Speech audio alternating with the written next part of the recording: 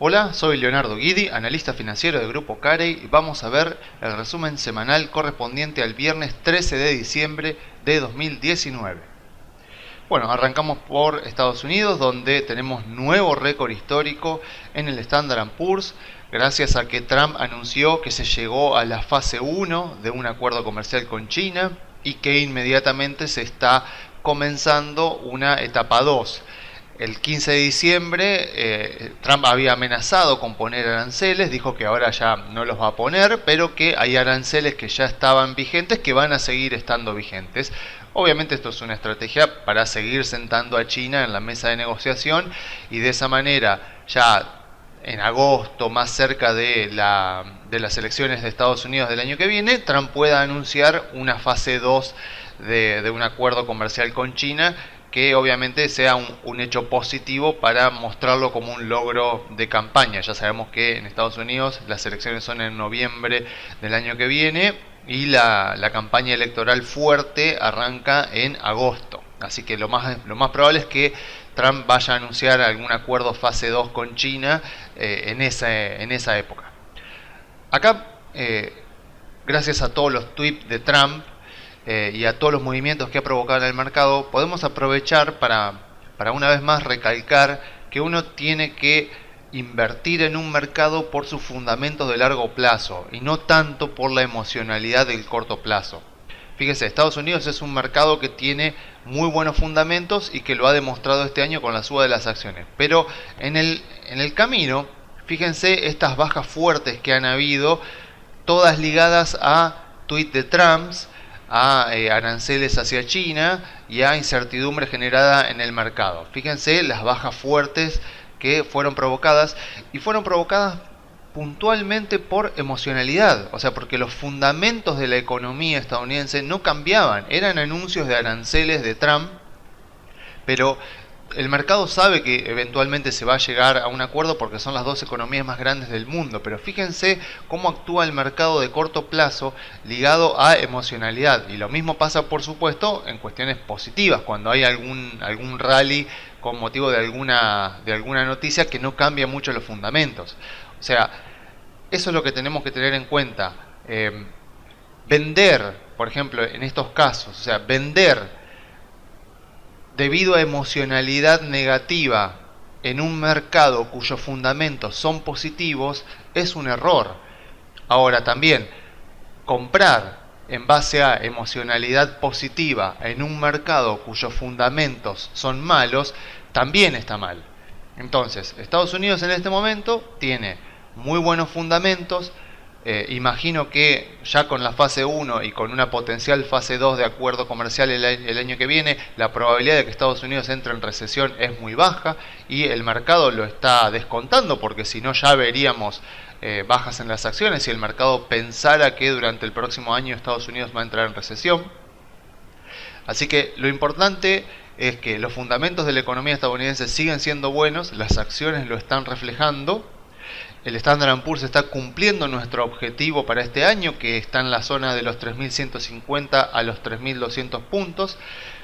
Y mientras cada récord histórico del Standard & Poor's no sea celebrado, sino que sea cuestionado y recibido con mucho escepticismo, nosotros nos mantenemos comprados en Estados Unidos. O sea, si el consenso del mercado es defensivo, entonces nosotros nos ponemos agresivos con las acciones, porque al estar la mayoría defensiva, se evita que los precios de las acciones se exageren en base a sus fundamentos.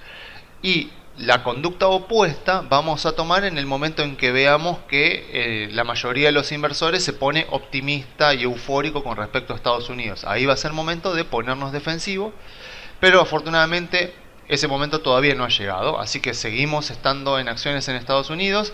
El 2020 también comienzan a haber indicadores que lo muestran como que va a ser bueno, así que seguimos en Estados Unidos, seguimos en empresas tecnológicas y seguimos en el Standard & Poor's.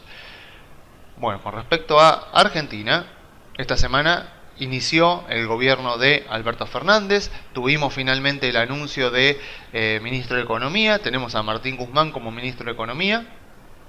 Y Martín Guzmán dio una conferencia de prensa en la cual no hizo muchos anuncios, pero dio algunas pistas de lo que puede llegar a pasar.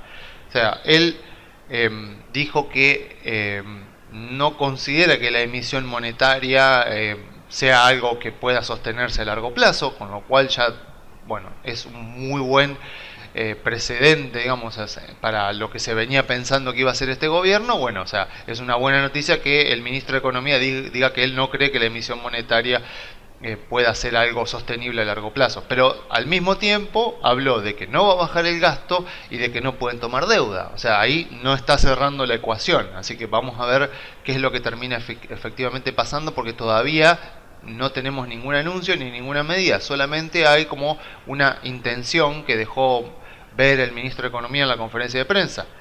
O sea, ¿qué es lo que podemos esperar? Bueno, el mercado está descontando aumento de retenciones, aumento de bienes personales, y el mismo Alberto Fernández en la campaña muchas veces puso al primer gobierno de Néstor Kirchner como su referente, en el cual él por supuesto fue parte.